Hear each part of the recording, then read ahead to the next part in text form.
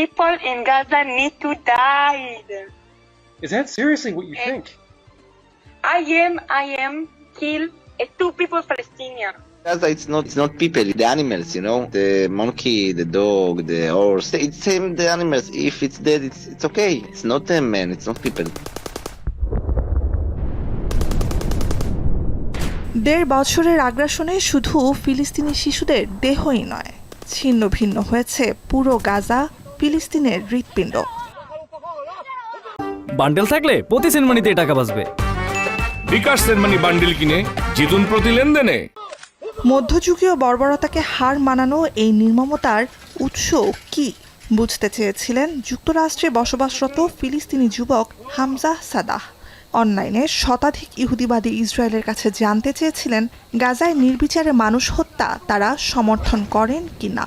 উত্তর শুনে হামজার মতোই হতবাক নেটিজেনরাও। You eat chicken. You eat chicken. Would you eat a child from Gaza? Are you comparing people in Gaza to chickens? Yeah, it's chicken. It's nothing. It's not people. It's animals. They're my family. I'm Palestinian. I have family and friends in Gaza. I'm from Palestine. Does that mean I'm an animal? Yeah, if you from Palestine, you animals. Yeah. নিছক কল্পনার উপর দাঁড়িয়ে গাজা, ফিলিস্তিনিদের নিয়ে Israeli অপপ্রচার। কিন্তু Israel, যুক্তরাষ্ট্র ও পশ্চিমা দেশগুলোতে লাখো মানুষ মানসিকভাবে বন্দী এসব অপপ্রচারে। তারই প্রমাণ হাস্যোজ্জ্বল মুখে গর্বের সাথে নিরস্ত্র মানুষ হত্যার এসব সাক্ষ্য। নিজেদেরই ভূমিতে অসহায় ফিলিস্তিনিদের কারাবন্দী নির্মম নিপীড়নের এ জীবন কয়েক দশকের। বর্বরতার সীমা ছাড়াতে অবশেষে মুখোশ খুলতে শুরু করেছে দখলদার ইসরায়েলের। যুক্তরাষ্ট্রের মদতপুষ্ট ঔপনিবেশিক কায়দায় ইসরায়েলের ভূমি দখল কর্মসূচির পর্দা উন্মোচন হচ্ছে বিশ্ববাসীর সামনে। I think it's really important that people around the world band together to stand opposed to Donald Trump's attempt to realign the world into the interests of fascists and strongmen. ফিলিস্তিনি ভূখণ্ডে ইসরায়েলি বসতি সম্প্রসারণে 1967 সাল থেকেই পানির মতো অর্থ ঢেলেছে প্রতিটি ভূমিদস্যু সরকার।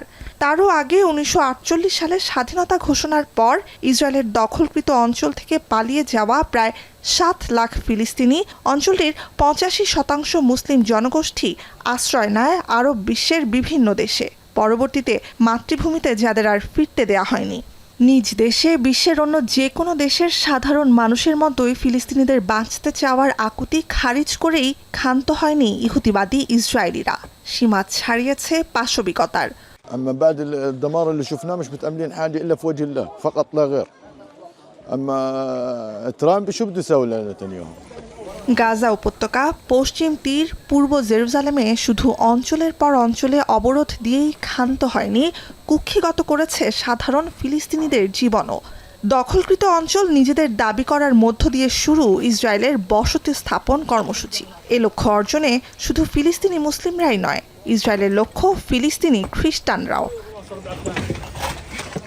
2023 সালের 7 অক্টোবর থেকে ফিলিস্তিনের স্বাধীনতাকামী সংগঠন হামাস যোদ্ধাদের নির্মূলের নামে অবরুদ্ধ গাজা উপত্যকায় রক্তক্ষয়ী অভিযান জোরদার করে ফিলিস্তিন। ইসরায়েলের এ পথে বড় বাধা গাজায় বসবাসরত খ্রিস্ট ধর্মাবলম্বীরা। কারণ ইসলামপন্থীরা এ যুদ্ধ শুরু করেছে এবং ইহুদিদের হত্যাকারী হিসেবে মুসলিম জনগোষ্ঠীকে চিত্রায়িত করার যে অপচেষ্টা ইসরায়েল চালিয়ে আসছে শুরু থেকে, সে সব গল্পকে মিথ্যা প্রমাণ করে গাজায় মুসলিম, খ্রিস্টান সহ নানা বিশ্বাসে বিশ্বাসী ফিলিস্তিনিদের সহাবস্থান। গাজায় চলমান আগ্রাসনের পেছনে ইসরায়েলের প্রধান যুক্তি 7 অক্টোবর ইসরায়েলি ভূখণ্ডে হামাসের হামলা ও 1200 ইসরায়েলিকে হত্যার প্রতিশোধ। সে সময় হামাসের বিরুদ্ধে অস্ত্রবিরতি লঙ্ঘনের অভিযোগ আনলেও এর 2 সপ্তাহ আগেই টানা তৃতীয় দিন অবরুদ্ধ পশ্চিম তীরে বিমান হামলা চালায় খোদ ইসরায়েল। নুজহাত কামাল, এখন বিশ্ব।